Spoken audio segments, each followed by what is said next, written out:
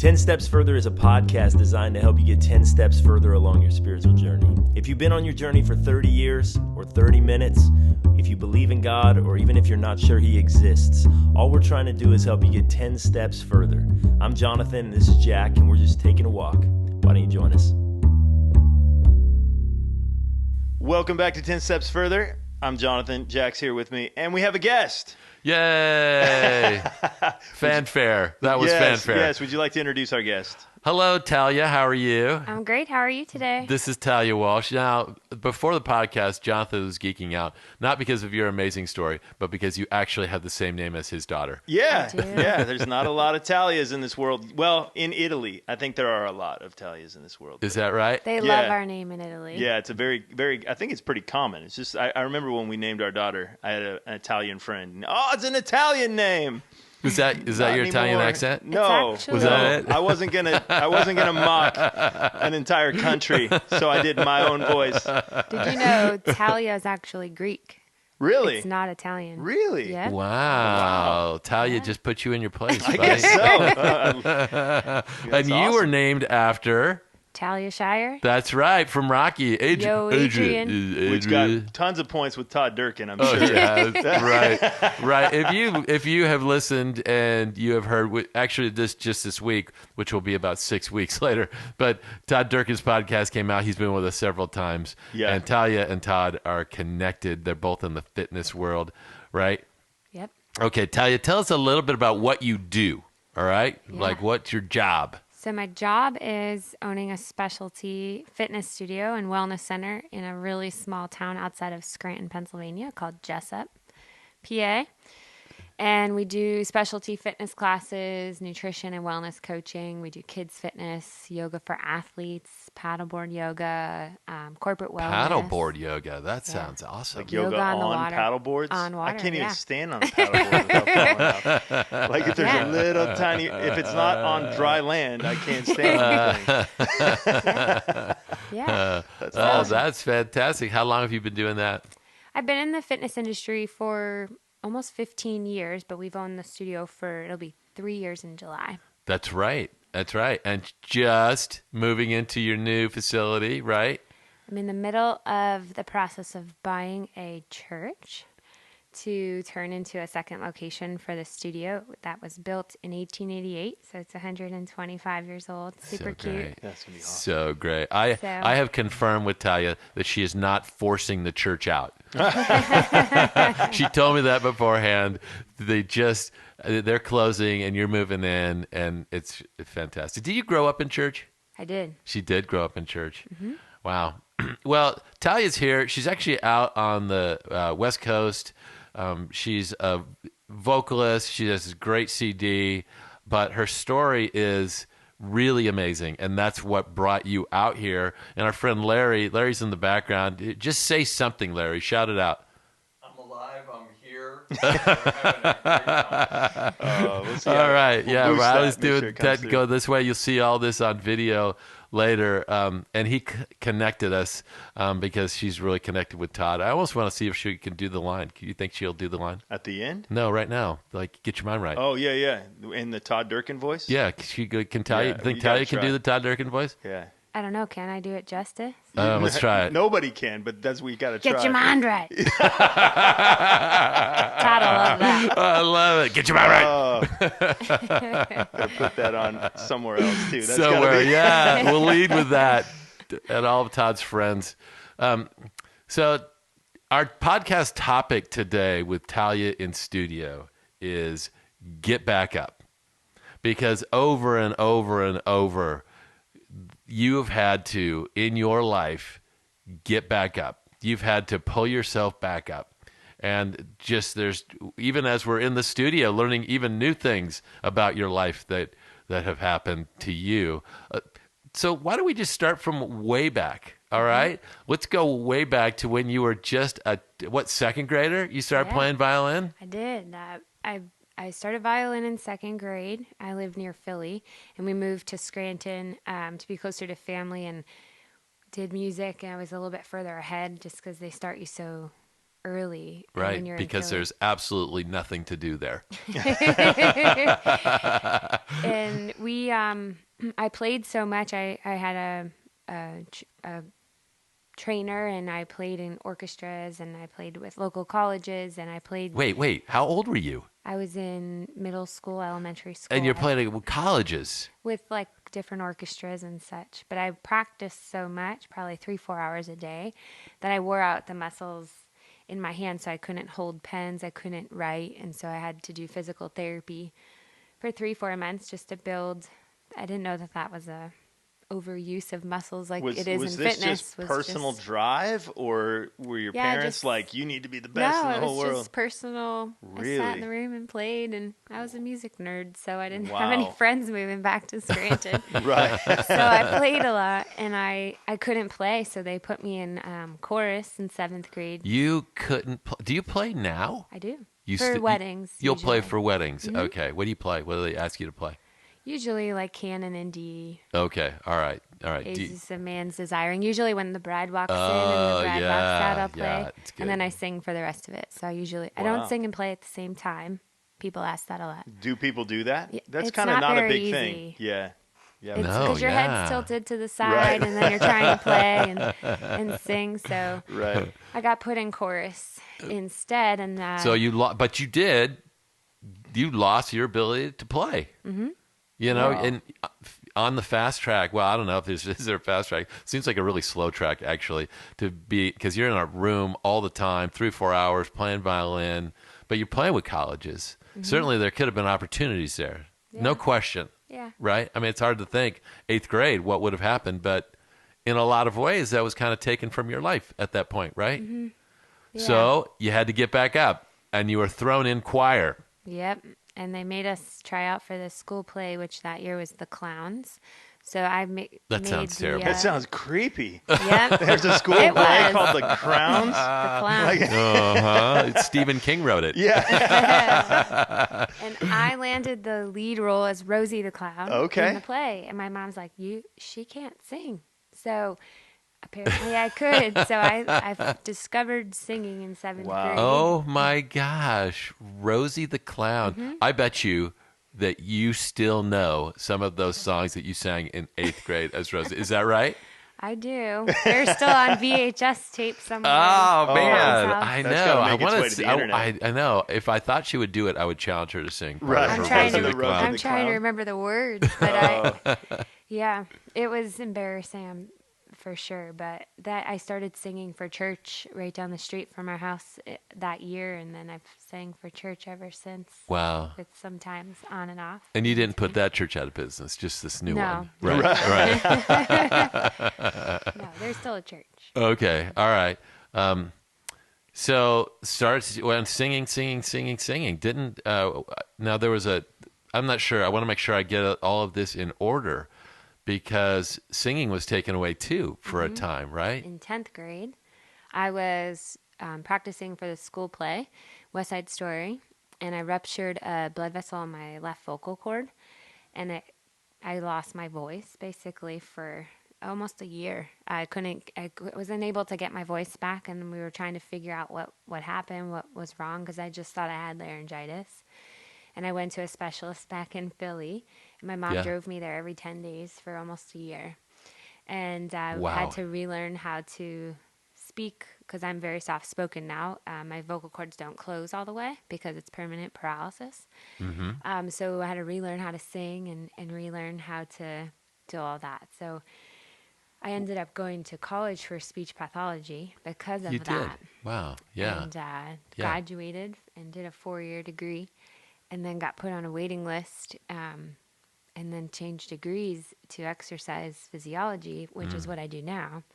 But it's kind of been like, hey, Was you're this gonna like do this. you hit a note that just was out of reach, or like how does that even happen? I think they explained it as I was a soprano 2 at the time, which is, or soprano 1 at the time, which is the highest Okay. range, so very high notes. Right. And when you have laryngitis, it dries out or Right. dehydrates the vocal cords, and it strains the ability to hit those higher notes. And I was forcing it. Right. I should have just been resting instead Yeah. of trying. So it actually ruptured the blood vessel. It's kind of like trying to, if you think of like eyeballs, if they break a blood vessel because of the pressure, it's kind of the same idea for the vocal cords. Yeah. Yeah.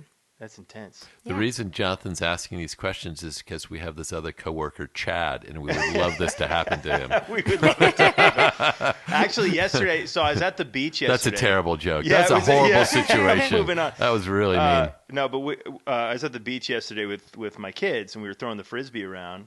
And I don't know about everybody's kids, but my kids get a little wild, and so they made it a competition of trying to get the other person not to catch the Frisbee. And my daughter basically got hit in the neck with the Frisbee. Wow. You know, and we were far away throwing the Frisbee. I mean, I threw it from a distance.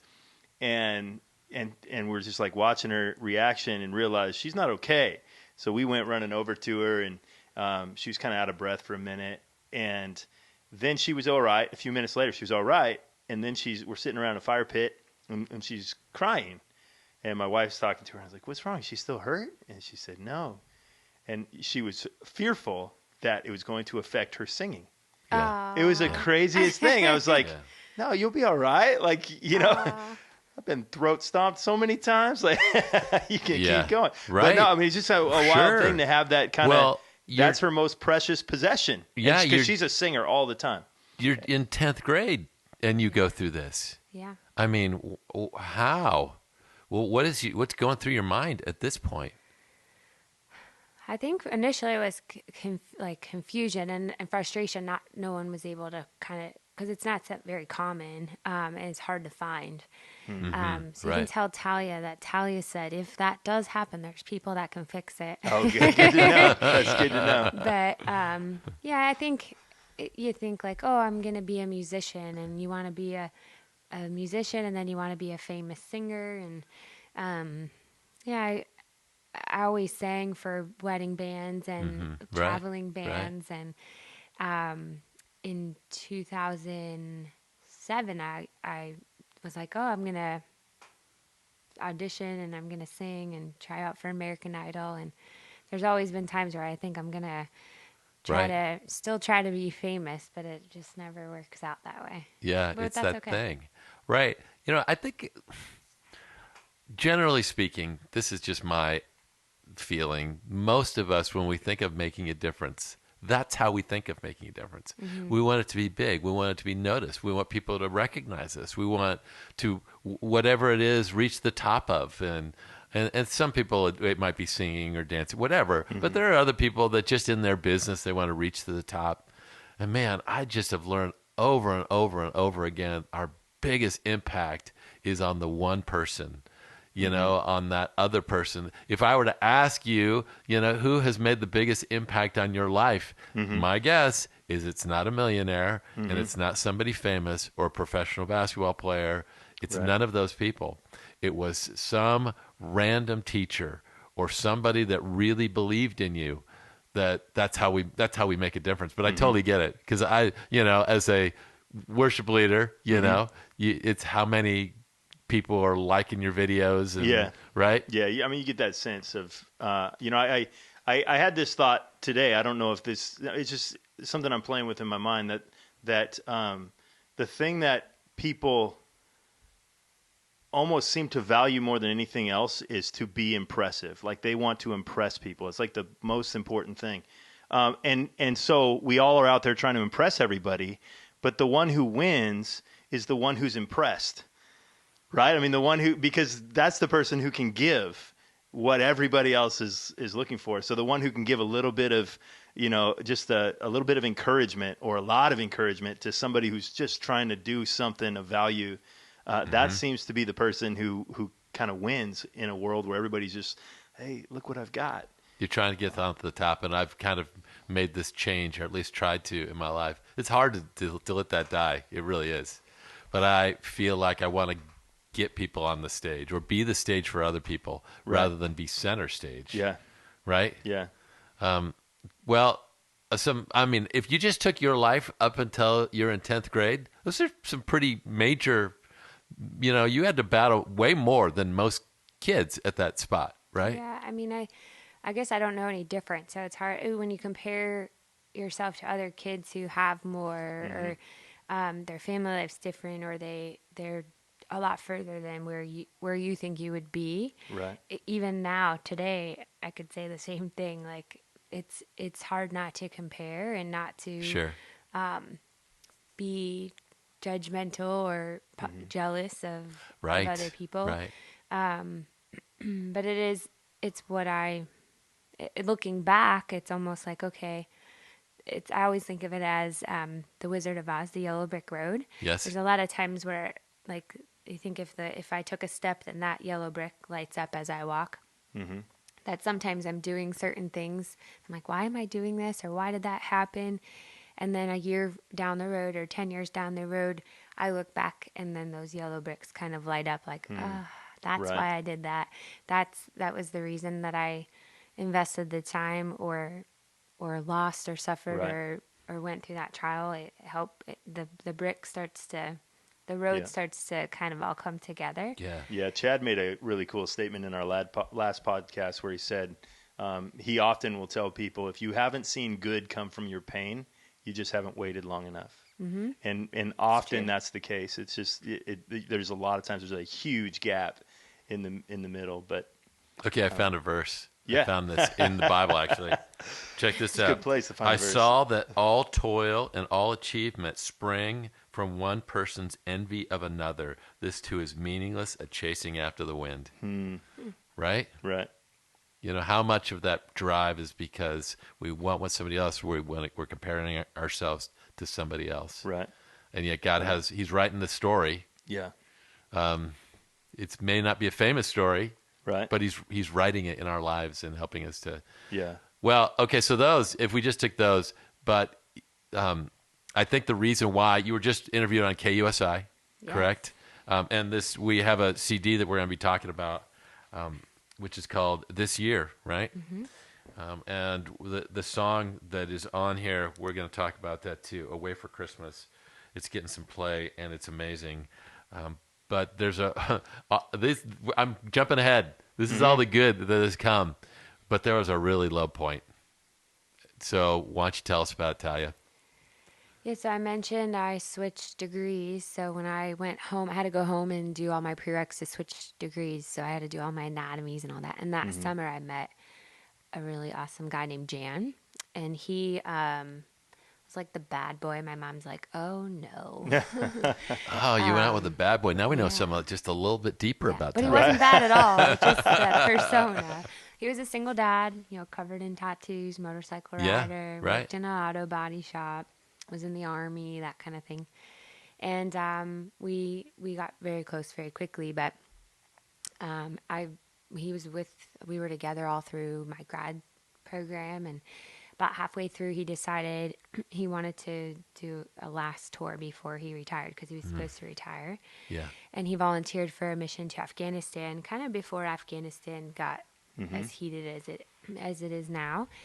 And he had kind of encouraged me I wanted to always compete in bodybuilding, and I wanted to try out for American Idol. So I was in the middle of training for a competition, and I hopped in a car to Philly with my friend Kaylin, and we tried out for American Idol. He had just been home on leave. His sister got married, so we were together for 10 days, and he had asked me to be with him forever, got me a quad to kind of, as a promise ring. A quad.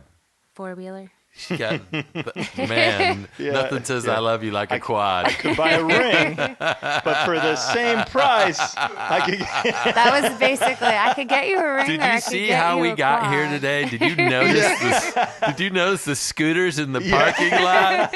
Yeah, She she's just- judging the scooters. if Yes. she- She could run over those scooters with a quad for That's sure. Oh wow. Oh, But so I took the quad over the ring. That's but, awesome. I wasn't going anywhere, so Right. it didn't matter.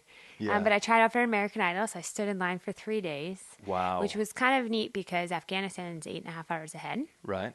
So when I'm normally asleep, they're awake and vice versa. So I was able to talk Yeah. to him all weekend. And American Idol said, "You're great, whatever it is you're doing. Keep doing it, but you're not what we're looking for this year. Please come back next year." I was like, darn it. So Yeah, I called home and like, I'm coming back. So I didn't make American Idol. I didn't end up getting through, but I got home and Jan's parents came to my mom's house and had told us that he had been killed that morning in Afghanistan. gosh. So that was August 27th, 2007. So it's been almost 12 years. Yeah. So then life changes again in a Yeah. much bigger way. Because, Yeah, you know, no you think- kidding. I just wanted to. I have some information about him. Okay, let me tell you. This kind of frames the loss, right? He received numerous service awards. That is an understatement.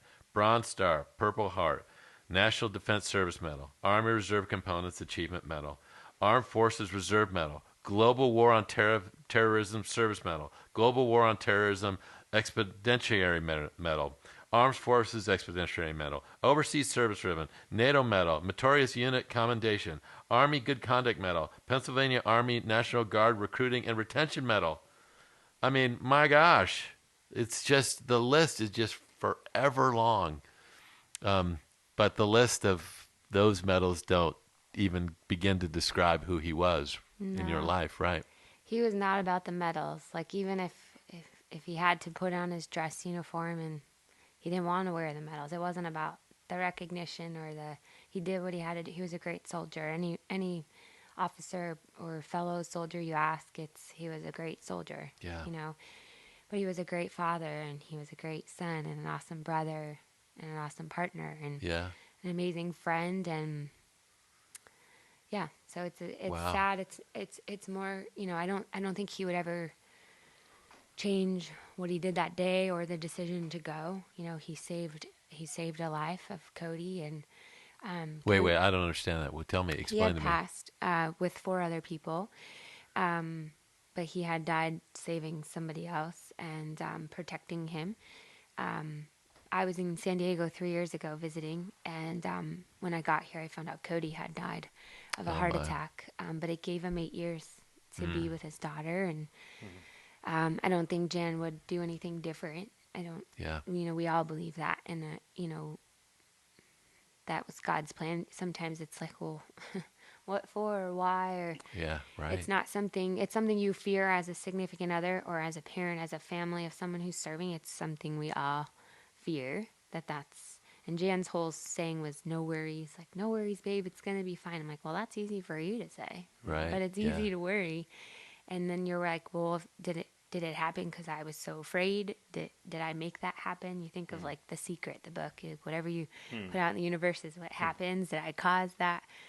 And that's not the case. It's just what His will was. But you know, where do you go from there? Well, yeah, take us there. Because, I mean, look, man, I could give you some really great pastor's advice and read a nice verse about how everything works together for good, but you weren't feeling that. I quit my job like a month or 2 later. I found it hard to work. I worked a lot of random jobs, and I quit singing. I quit training for the competition. I just kind of everything that Yeah. kind of made me at that point that I defined myself as, kind of, yeah. I just didn't know how to do it, so I quit, and I stayed with Mom for way longer than a year that I first initially said. I'll be out in a year, Mom. I need to figure out where to go and what to do. And I don't know. I think a lot of it was just showing me.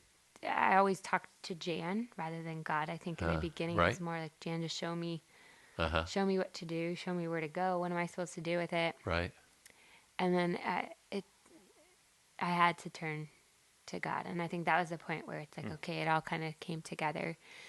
We started doing a motorcycle ride in honor of Jan within a year after he passed, and that was more healing for me. I think being able to, we initially were going to donate it to a foundation that helped a women's shelter and children that are in orphanages Right. or single parents. Like, he was very supportive of those things.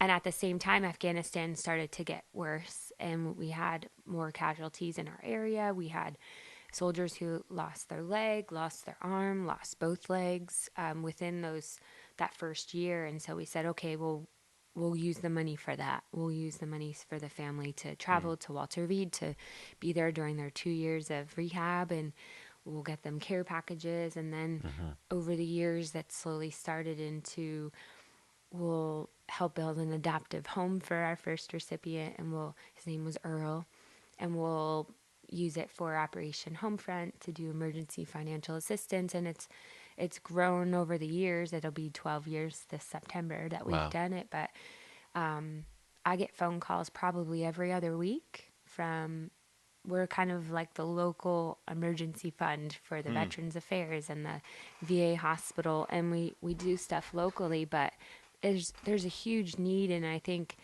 you think back of like all the people that Jan served with, his friends, a lot of them are still in the Army, which we're grateful, but they have survivor's guilt, and I know what I experienced when Jan's parents knocked on the door.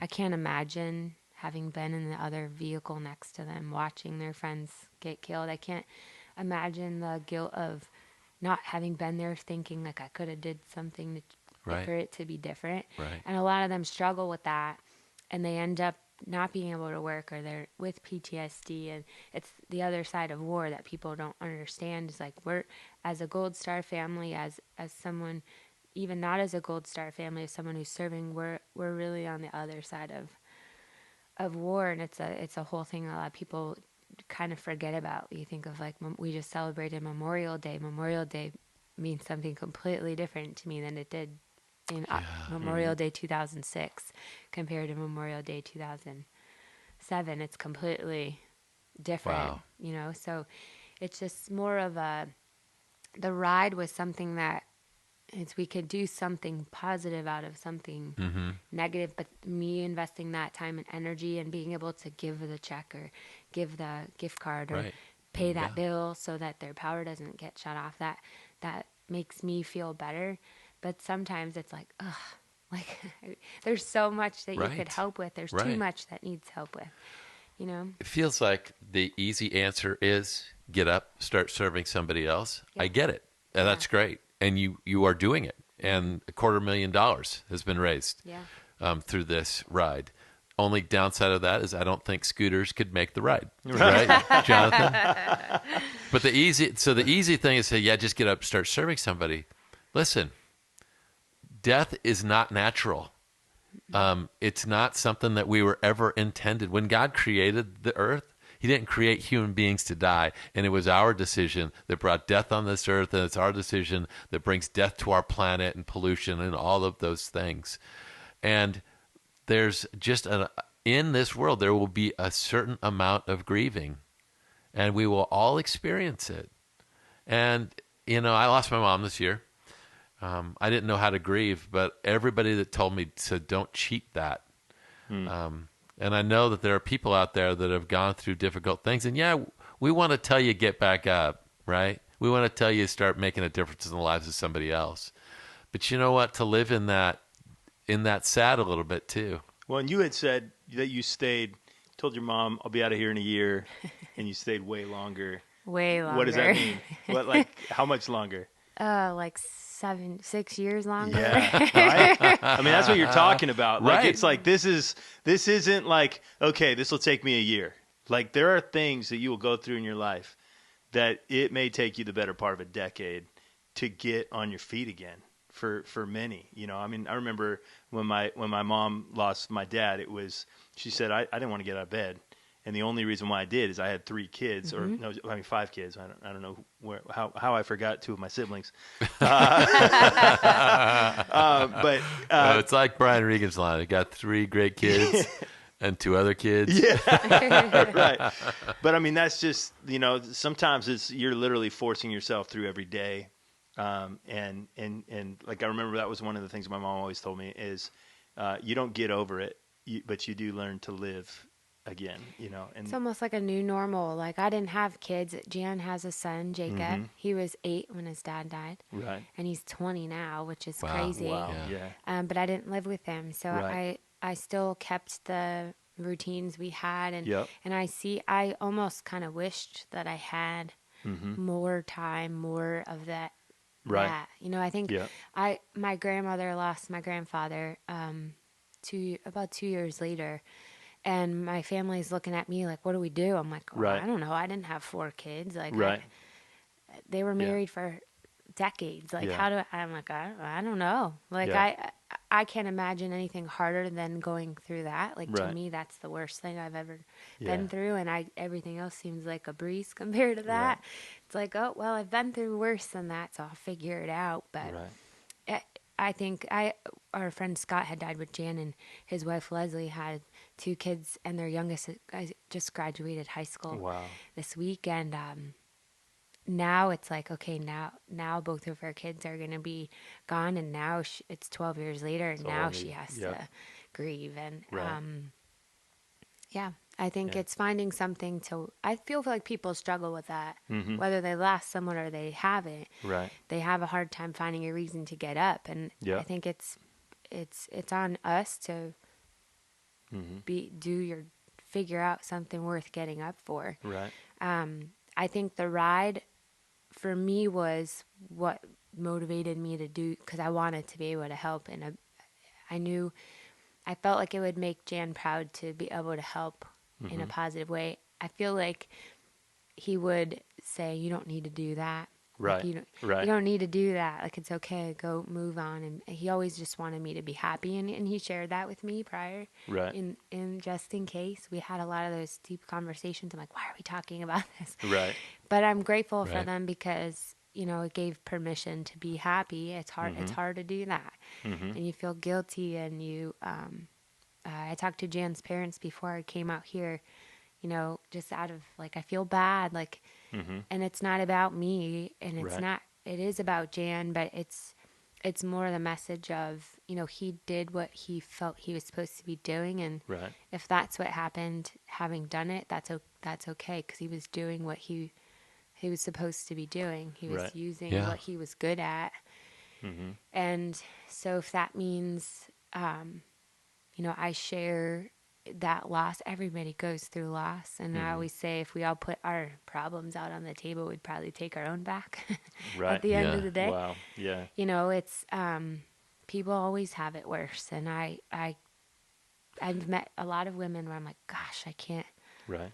I can only know how to deal with my own loss, but to be able to share the story, I didn't talk about it for a long time, and it's because I'm like, it's not about that. It's about what I'm doing now. It's being able to help other people. It's something I've always been passionate about. I always thought it would be a different way. Thought it would be with kids, and I worked with kids a lot, and spina bifida and deaf kids, and that was the path that I always was in until he had passed, and then the path kind of shifted to veterans, and that's okay. I mean, I think it is what it is, and but Here's kind of an observation. There's a lot of people who go through difficult times, and it's hard. Here we have somebody in our chair who it would be hard to find somebody more driven, Right. picks up the violin and plays till her Right. fingers Yeah. don't work anymore, and then sings, and then starts a gym, and puts a church out of business to start a gym, and I want to train to be a weightlifter, all these things. Right. You have this high drive. You're an achiever. And yet, when you felt that loss, you could hardly get up. Look, man, there are people out there that have felt loss and wondering, man, why can't I get up? Why can't I get out of bed? Because it's hard. Because we were never intended to go through that. Right. And yet, as you got up, as you planned the ride, as you put your mind to what you're doing with your work, God showed up, right? Let me ask you that. So how has God been a part of this whole journey? he is the journey. I feel like I think when you question God or a power bigger than yourself, I think it's easy to question. Like, I've met people who don't believe in God, which is their own choice, I can't imagine being where I am now without it. Like Yeah. I've had people say like, well, when you're gone, and like for me that's not okay. Yeah, like right. for me, having a belief in God and having that relationship and intentionally making it present makes everything else easier, in the sense that I know that when I exceed this life and go to heaven, and I get to see Jan, and Yeah. I get to maybe understand why, Mm-hmm. and get the answers there, then that's worth living Yeah. for. Life isn't about comfort here, Yeah. happiness, even achievement here. Life is about getting there and bringing as many people there as possible, because there, Jan's healthy and he's running around. I don't know if he's going to have as many tats. That's one thing I don't. I don't know. I can't answer that question. more. Right? Maybe more. But the reunion's going to be amazing, and the world's going to be put back right, and your singing voice will be all that it ever what was supposed to be, and your fingers will be able to play the violin. It's God puts us all back right, but it's getting there. Now, let's talk. I don't want to lose this opportunity. Let's talk about music for a bit. I've got this CD, and God's been doing some great things with you too. Tell us about that. Yeah, so I got back into singing, and I joined a band called Electric City Groove, and our piano player, his name's Dan Dalrymple. I had sung for his grandma's the choir director at a big, Electric City Groove. Yep. Can you guess what kind of music they play, Jonathan? Feels like the Bee Gees. Feels like we're going back to disco. Well, Scranton, Pennsylvania is known as the Electric City from way back. I thought it was known for having a fictional paper company, but We do not have paper. I had to make a common reference. 35 minutes in, Took and we me that made a long, Dunder man. Mifflin I crack saw- about Scranton. That's pretty good. Had I think to. We don't have a Dunder Mifflin. Right. People are like, wait, I've heard of Scranton. I'm like, How have The I heard of Office. Scranton? Yep, Yeah. The Office. Okay, so Yeah, so Dan and I played in the band together for 3 years, and then the band's kind of dissipated, and we said we should do an acoustic duo. So our duo name was Essence. And then he decided to pursue songwriting, so he moved to Vegas, and we kind of separated ways. But before he went to Vegas, we had been playing quite a bit, and I had said we should write a song for military for Christmas, because we always had in the past made my thing growing up for my family was I didn't have money to buy a lot of presents, so I would make Christmas CDs and Dan would play for me, and we'd burn them on CDs and give them to my family for presents. So I had given him a letter that Jan had written. We were pen and paper back then. There wasn't smartphones and all that fun stuff that I wish there was. And he wrote Away for Christmas, and we collaborated on the lyrics, and we recorded it, put it on a CD, and gave it to our family. And he went to Vegas, and then he came back, and we started playing for weddings again. And I said, remember that song that we wrote? We should write more songs and do a whole inspirational CD, and we should sell it and donate all the money to veterans. He's like, all the money? Because it's a process. It's a lot to of make work, a right? CD. And you dump your own money into making it happen, A right? lot of Right, money, yeah. more than I knew, Yeah. into Yeah. recording. And Right. it took 3 days after that conversation, Dan came back to me with 4 songs, which was awesome. I'm like, you wrote these things? He busted out 4 songs in 3 days. Yeah, he's awesome. how many songs have you written in your whole life, Jonathan? Not quite 4 songs. Okay. Yeah, so I kind of gave this is what I see, and I'm not as good as putting it. I can sing it and play it and whatever, but writing Right. it is a whole nother game. He's so Right. talented and blessed with that ability. Yeah. And so we wrote 8 more songs, and so now there's 9 songs, and it took almost 2.5, 3 years to record them all. Yep. And November we put out this year. So it was kind of funny to go through the process of taking pictures and learning how to make a CD and how to get it on a Yeah. site and Yeah. all that stuff. It's funny to see my face on top of a CD disc. And, You don't have this picture in your house somewhere? no, I don't. No. Okay. My mom probably does, but I don't. No. So yeah, we put that out, and that I had made a dream board years ago that was like, if money, time, energy, health, finances weren't an issue Right. or concern, what would you do? Where would you go? Right. Where would you serve? What would you create? And record a CD was in the corner. Right. So every year I've kind of like picked one or two things from that to work toward, to give me something Yeah. bigger than myself, to Yeah. work toward. And some of those things have finished, and some of them have turned into other things. But the CD has been one that I'm proud of, and Dan's really proud of. I think the message of the songs, even having recorded them so long ago over the course of 3 years, and then listening to it back at different stages of my life, even in the last 2-3 months, it's like, oh, I needed to hear that. And it's, Yeah. you know what I Yeah. mean? It's Yeah. more It's like, great. I was telling Larry, I spoke at a women's conference at home called Empower about being fearless in work and love and in life. And I talked about a dream board, and I talked about letting go of the negative anchors in our life to be able to rise to the top and have positive affirmations, those things that I kind of learned and took it upon myself to regularly ingrain and implement into life to help. What if this happens, or what if that Right. happens? And I said, I swear, since that day, May 1st, that it's all happened again. Like, Yeah. it's like, geez, I listened to the playback of the conference. I'm like, gosh, I needed to hear that too. Right. So I feel like it's a message for people, because even for myself, I know it's just the path's gonna change, and I have to learn to adapt and just pray to understand. Show me what I need to learn from it, and show me how to use it to move forward. Show me how it's supposed to impact other people. But I think the songs on this year really can be that message. If you are on Spotify, we looked you up today. You can find Talia Walsh this year.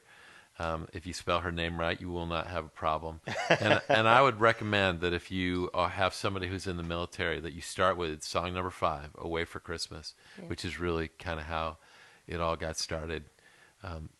What I think it is obvious that Talia just gets back up. It's got some verses I want to close this out with. This is what God says. The Lord makes firm the steps of the one who delights in him. Though he may stumble, he will not fall, for the Lord upholds him with his hand. Psalm 46 says, God is our refuge and strength, an ever-present help in trouble. Therefore we will not fear, though the earth give way, the mountains fall into the heart of the sea, though its waters roar and foam, and the mountains quake with their surging. Man, there are just times when it just feels like we're going to go under, right? We're going to be taken out. And yet, God holds us up. And even though we stumble, because we will, right? Yeah. And even we talked earlier that stumbling looked like, God, are you even around, man? Do you even care? But if we hold on to him, we'll be able to get back up, Yeah. right? Yeah. Well, Definitely. thank you, Talia, for meeting us here. Go look on Spotify. We'll put your video up on our show notes too, so people can watch the KUSI video. I mean, your mother has seen it 12 times by now. Probably. We want other people to see that too. Yeah.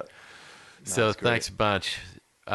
So I don't know if she probably has never listened to the end of this. I don't think she can get this right. I bet you Larry could, but Larry knows it. you want to take us out? Yeah. So if you get this CD, or I imagine it's on iTunes. I imagine it's on Spotify. It is soon to be on iTunes. It's on CD Baby. If you go to TaliaWalshMusic.com, you Right. can download it or buy it there. Perfect. And Yeah. it'll send you the actual hard copy of it. Oh, that's great. Yeah. Yeah. And then you will get. 10 sips further. All right, Yeah. guys. We'll see you next time. All right. Thanks. Thank you for having me. Thanks for joining us for these last 10 steps. You can find the show notes for this podcast on our website, 10stepsfurther.com. If you'd like to join us for another journey, or if you know someone else who's on this walk, subscribe to our podcast at 10 Steps Further on iTunes, or simply search 10 Steps Further on your podcast app. If you'd like to be part of the conversation with a question or a comment or a criticism or even a wisecrack, join our Facebook group by simply searching 10 Steps Further. And if you're ever in San Diego, come visit us at Canyon Springs Church. We'd love to meet you.